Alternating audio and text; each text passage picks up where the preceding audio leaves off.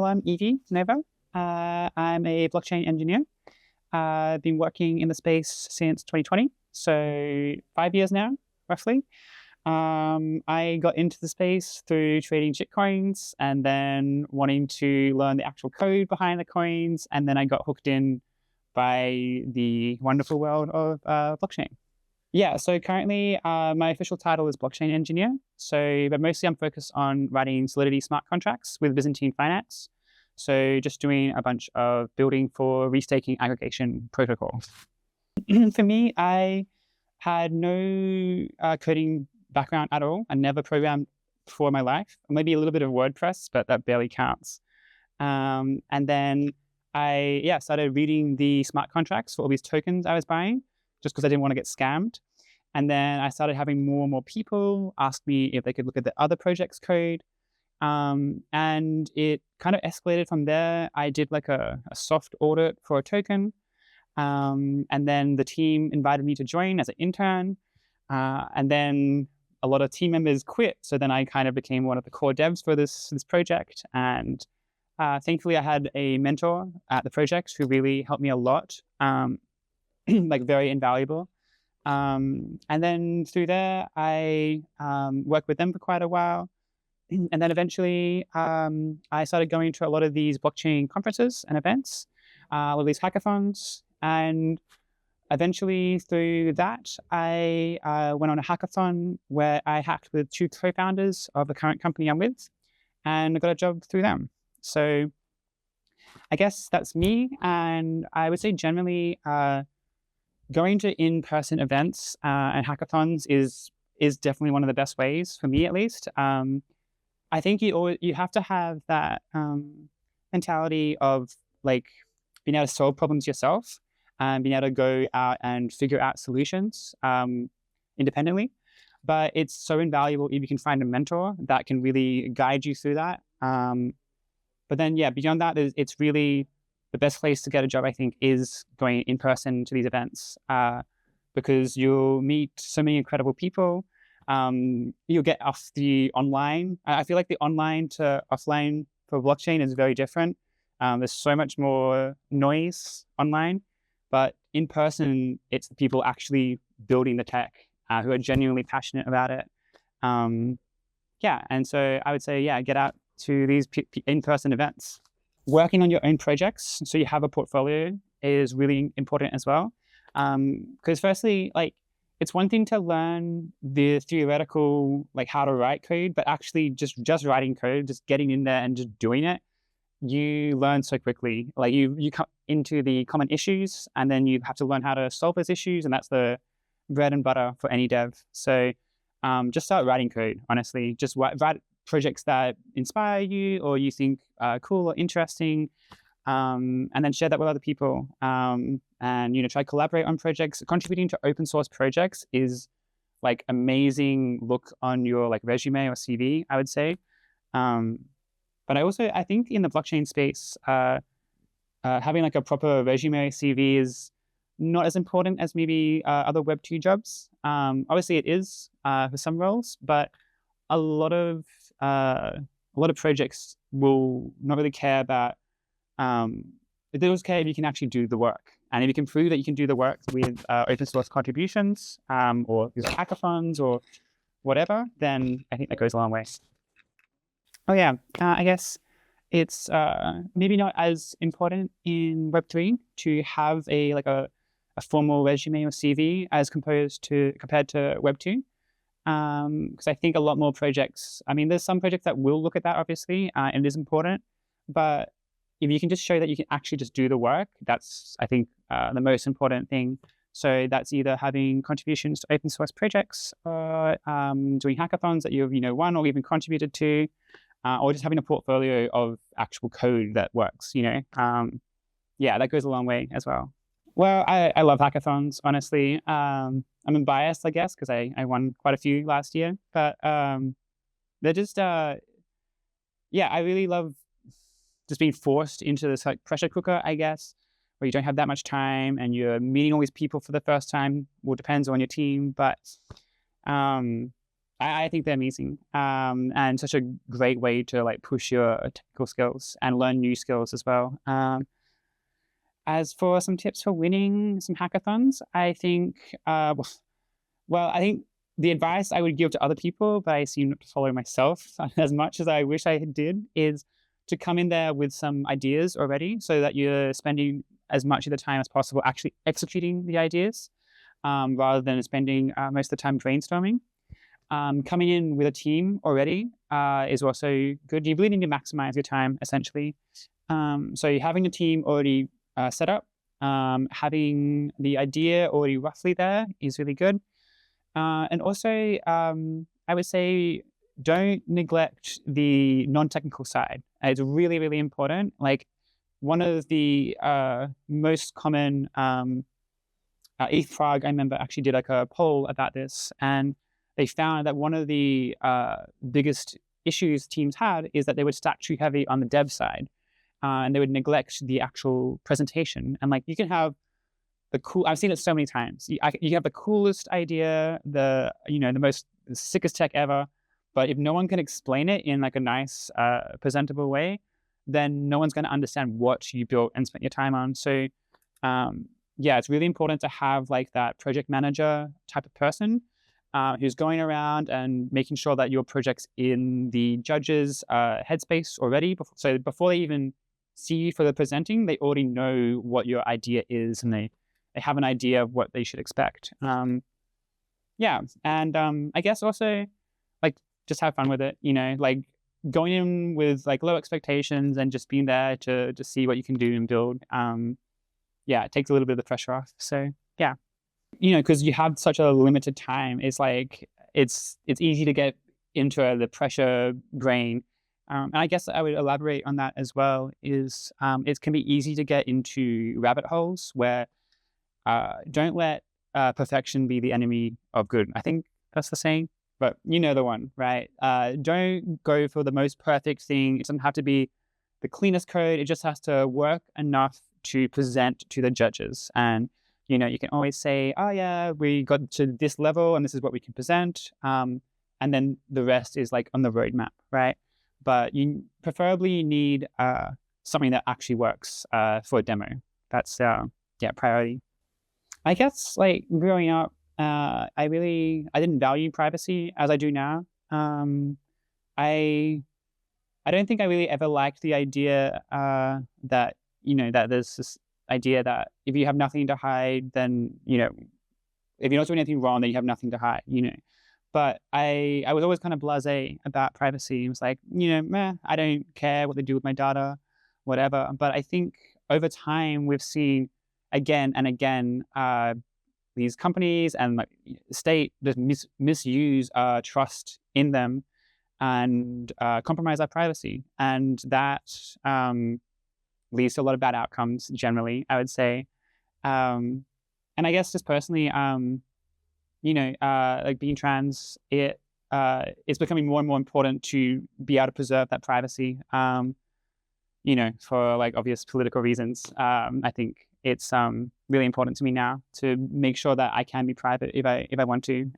So I think privacy, not caring about privacy, I think is kind of a privilege because it's easy to have this I don't care about privacy when it doesn't really materially affect you when you're in a non-hostile environment. But like, well, firstly, even in a non-hostile like kind of environment, privacy is very important because there's been so many studies done that the way we think and act changes so fundamentally, even if we just think we're being watched. Like they've done some study where they have like a post on a wall of a eye, and even just that alone is enough to make people change how they're feeling and thinking. And so I think it really kind of like cramps you mentally, if that makes sense, like makes you feel a bit restricted.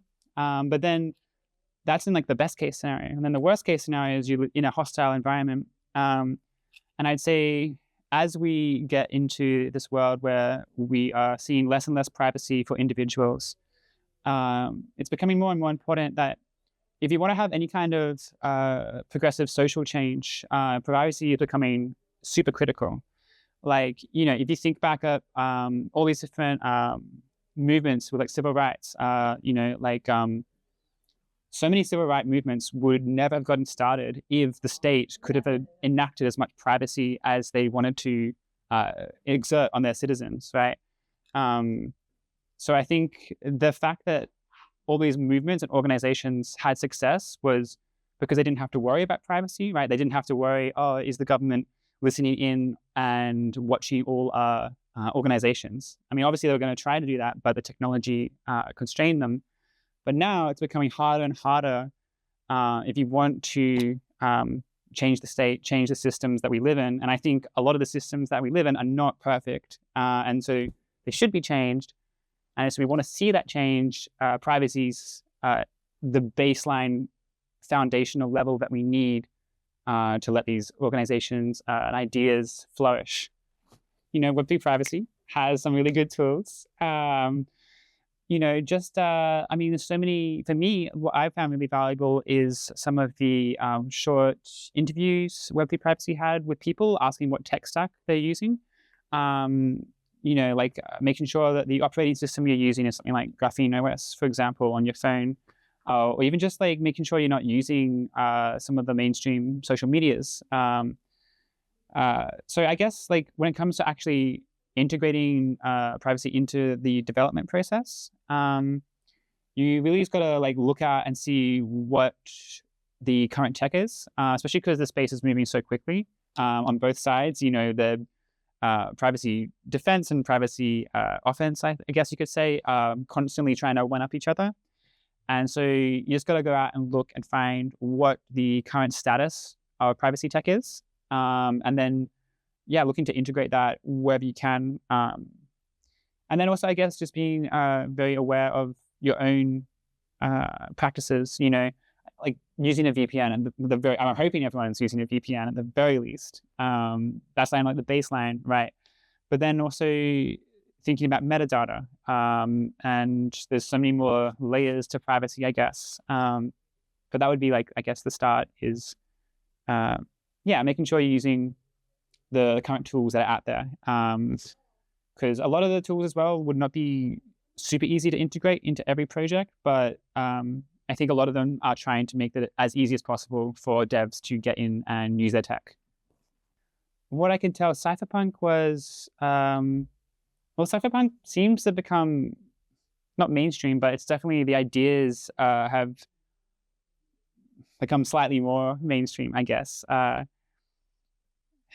feel like Cypherpunk back in the day was quite a niche movement where they were saying like, I still love the manifesto. That is a beautiful piece. Some of the language there is so amazing, and it was so ahead of its time. I think that's why like back in the day it was quite niche, because here's these people saying, yeah, we deserve digital autonomy and privacy, and it was just a little too far out for most people to really properly appreciate. But over time, they've just become so validated because we have seen the state and many organizations try to encroach upon our digital autonomy and try to strip away our privacy. So I think back then Cypherpunk was maybe a little, I'm not going to say more abstract, but it was maybe not as necessary for most people. I feel like cypherpunks back then, like the level of mass surveillance has greatly increased for everybody right now, whereas I'd say maybe the surveillance was a lot more targeted back then. So I feel like the values of cypherpunks are way more relevant today for more people. And I think the differences between now and then is a lot to do with the tech as well. There's just so many, it's become so much more complex now, I think, to become truly private and autonomous in the digital space. So yeah, we've got a bigger battle now, but a more pressing battle, I'd say. And I think as time continues to go on, the cypherpunks are just going to look more and more like the early forerunners of, the model that we should have for basic online digital interactions. I think just generally the importance of decentralization. Like I have so many friends that they'd be like, so why do we need cryptocurrency, or why do we need blockchains? Why do we need this decentralized tech? But this is not a question that people from countries like Argentina or Zimbabwe or anywhere where the country's currency has become overinflated like crazy, they can see the instant value in having this kind of a decentralized digital money. And I think in general, centralized systems historically we've seen time and time again so open to corruption, to manipulation, and they generally lead to worse outcomes for the masses. And so I think if we ever want to have any kind of chance at building better systems, then we need to move towards decentralized systems that are not so easily controlled by small groups of people who tend to continue the centralization so that they continue to have more and more power. And we see that on many different levels. Even just on a wealth inequality level, it's already really bad, and it just seems to be getting worse and worse. And so I guess for me, I haven't completely given up on changing the system from within. I think it's very important that we try to use as many levers as we have at our disposal and push every button that we can. But I feel like we really need to build an alternative system that can act as, at the very least, even if the alternative system isn't perfect, it's even just having one alternative, it's better than a monopoly, So even if you have some level of competition, should raise the bar for the current systems we have. So yeah, I really think decentralization is one of the only paths we have to fixing the horrible mess that we seem to have gotten ourselves into. I think the first thing is just looking at like doing like a digital audit of yourself, I guess, in a sense, like what tech am I using? Is it at like a acceptable level, but like is it at like, could it be better? Like is there any apps that I'm using that would be better to be replaced or used by ones that are more privacy preserving? So I already mentioned, like, I even just using like for me, I've really started to shift away from, I don't even know why, but most of the industry is still using Telegram. But shifting to Signal is a big improvement. Moving from like Discord to like Matrix or like Fedi, some of these other more decentralized alternatives. For me, I think also like it can be really overwhelming, because it feels like there's a lot to do in a sense. So I think just taking it step by step and just slowly trying to make those changes so that it's not so much of a big radical change. I think it's easier to then build those habits that become lasting. And then even just like, just like being mindful of the sources of information, where I'm getting them from, and just, I guess, trying to stay as up to date as possible with all the current privacy tech and all the things happening in this movement. Just trying to stay on top of it all. Yeah. Firstly, I would say it's amazing that people like you want to build the next generation of privacy tech that we're probably all going to be relying on at some point. I think it's needed more now than ever before in human history. It's probably going to become more and more relevant. I think not getting too overwhelmed with it all, just diving in, doing what you can, just putting yourself out there, whether that's online, contributing to projects, even just like talking to people, or whether it's in person. Obviously that's a bit privacy compromising in a sense, but there's a lot of really amazing people. I think finding that community that's really important, because yeah, it keeps you in there, knowing that there's other people that care as much as you do, about have the same kind of values. And I wish anyone doing this the best of luck. Yeah, it's really, really important stuff. So thank you.